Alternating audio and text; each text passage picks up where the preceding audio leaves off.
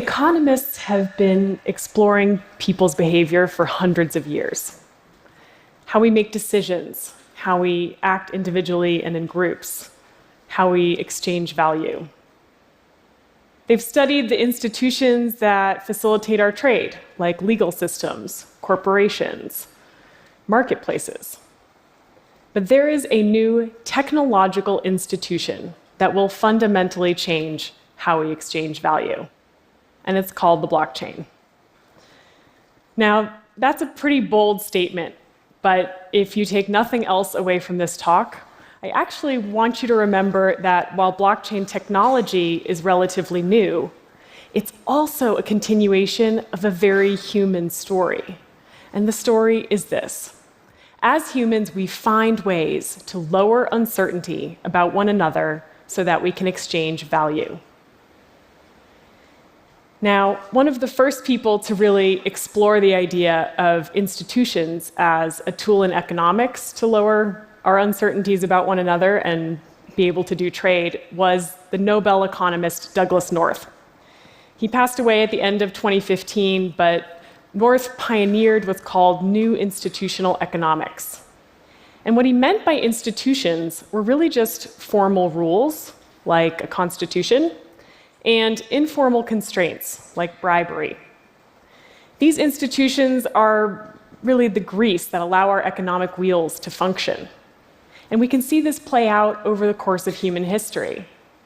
If we think back to when we were hunter-gatherer economies, we really just traded within our village structure. We had some informal constraints in place, but we enforced all of our trade with violence or social repercussions. As our societies grew more complex and our trade routes grew more distant, we built up more formal institutions. Institutions like banks for currency, governments, corporations. These institutions helped us manage our trade as the uncertainty and the complexity grew, and our personal control was much lower. Eventually, with the internet, we put these same institutions online. We built platform marketplaces like Amazon, eBay, Alibaba. Just faster institutions that act as middlemen to facilitate human economic activity. As Douglas North saw it, institutions are a tool to lower uncertainty so that we can connect and exchange all kinds of value in society. And I believe we are now entering a further and radical evolution of how we interact and trade. Because for the first time, we can lower uncertainty not just with political and economic institutions, like our banks, our corporations, our governments, but we can do it with technology alone. So what is the blockchain? Blockchain technology is a decentralized database that stores a registry of assets and transactions across a peer-to-peer network. It's basically a public registry of who owns what and who transacts what.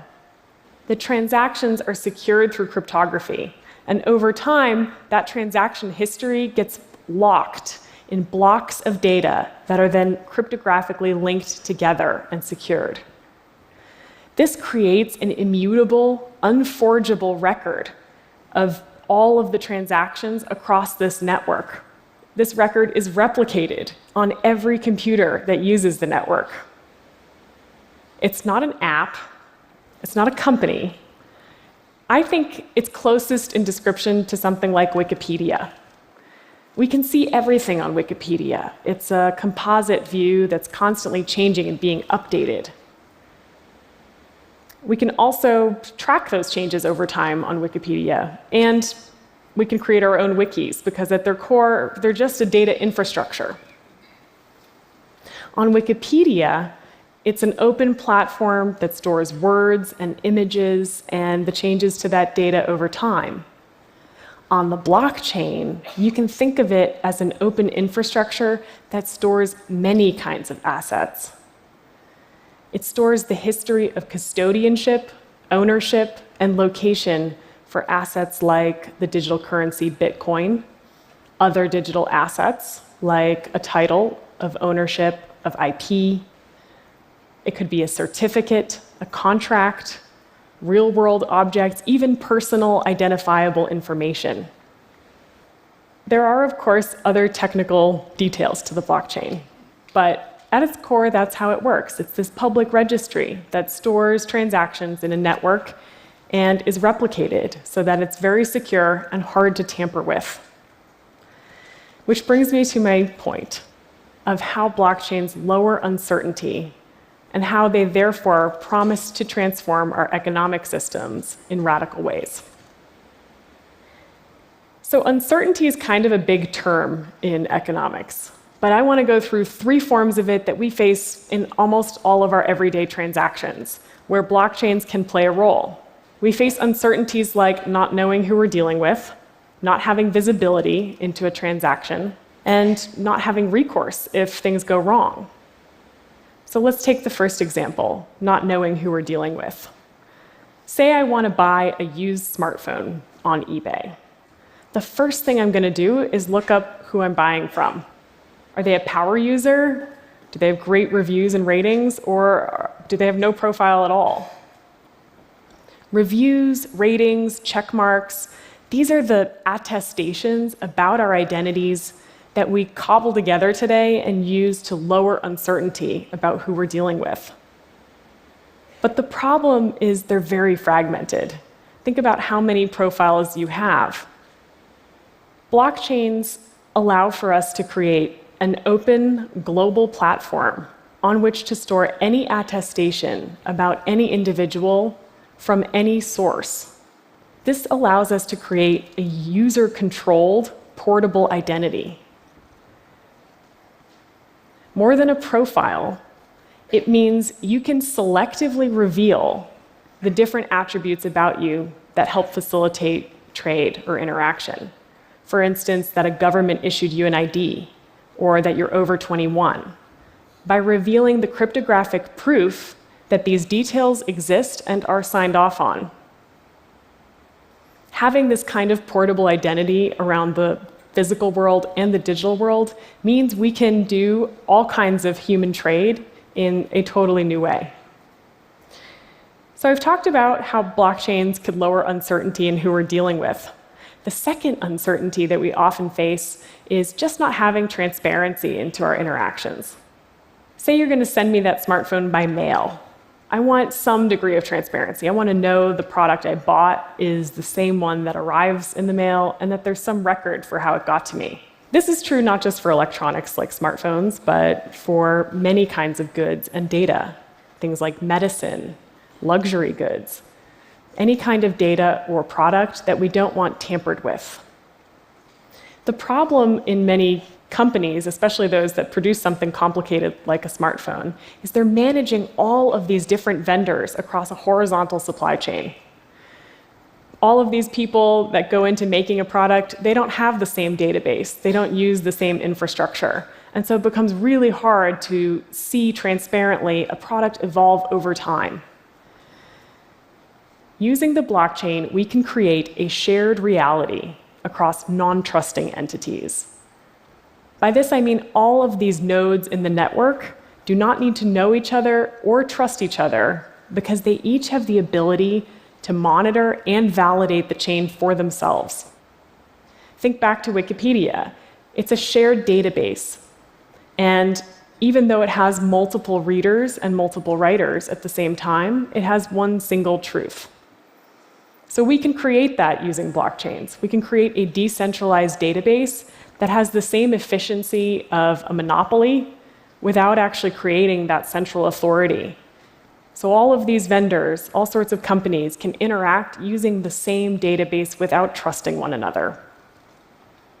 It means for consumers, we can have a lot more transparency. As a real-world object travels along, we can see its digital certificate or token move on the blockchain, adding value as it goes. This is a whole new world in terms of our visibility. So I've talked about how blockchains can lower our uncertainties about identity and how they change what we mean about transparency in long distances and complex trades, like in a supply chain. The last uncertainty that we often face is one of the most open-ended, and it's reneging. What if you don't send me the smartphone? Can I get my money back? Blockchains allow us to write code, binding contracts between individuals, and then guarantee that those contracts will bear out without a third-party enforcer. So if we look at the smartphone example, you could think about escrow. You are financing that phone, but you don't need to release the funds until you can verify that all the conditions have been met. You got the phone. I think this is one of the most exciting ways that blockchains lower our uncertainties, because it means to some degree we can collapse institutions and their enforcement. It means a lot of human economic activity can get collateralized and automated, and push a lot of human intervention to the edges, the places where information moves from the real world to the blockchain. I think what would probably floor Douglas North about this use of technology is the fact that the very thing that makes it work, the very thing that keeps the blockchain secure and verified, is our mutual distrust. So rather than all of our uncertainties slowing us down and requiring institutions like banks, our governments, our corporations, we can actually harness all of that collective uncertainty and use it to collaborate and exchange more and faster and more open. Now, I don't want you to get the impression that the blockchain is the solution to everything. Even though the media has said that it's going to end world poverty, it's also going to solve the counterfeit drug problem and potentially save the rainforest. The truth is, this technology is in its infancy, and we're going to need to see a lot of experiments take place and probably fail before we truly understand all of the use cases for our economy. But there are tons of people working on this, from financial institutions to technology companies, startups, and universities. And one of the reasons is that it's not just an economic evolution. It's also an innovation in computer science. Blockchains give us the technological capability of creating a record of human exchange of currency, of all kinds of digital and physical assets, even of our own personal attributes in a totally new way.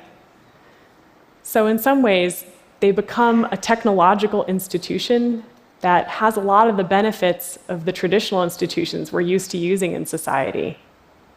But it does this in a decentralized way. It does this by converting a lot of our uncertainties into certainties.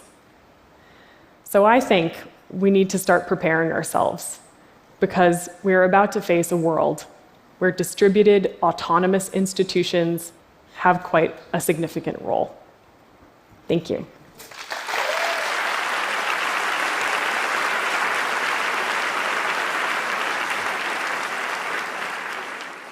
Thank you, Bettina. I think we understood that it's coming, it offers a lot of potential, and it's complex. What is your estimate for the rate of adoption? I think that's a really good question. My lab is pretty much focused on going the enterprise and government route first, because in reality, blockchain is a complex technology. How many of you actually understand how the internet works? But you use it every day. So I think we're sort of facing the same John Scully idea of technology should either be invisible or beautiful. And blockchain is kind of neither of those things right now. So it's better suited for either really early adopters who kind of get it and can tinker around, or for finding those best use cases like identity or asset tracking or smart contracts that can be used at that level of an enterprise or government. Thank you. Thanks for coming to TED. Thanks.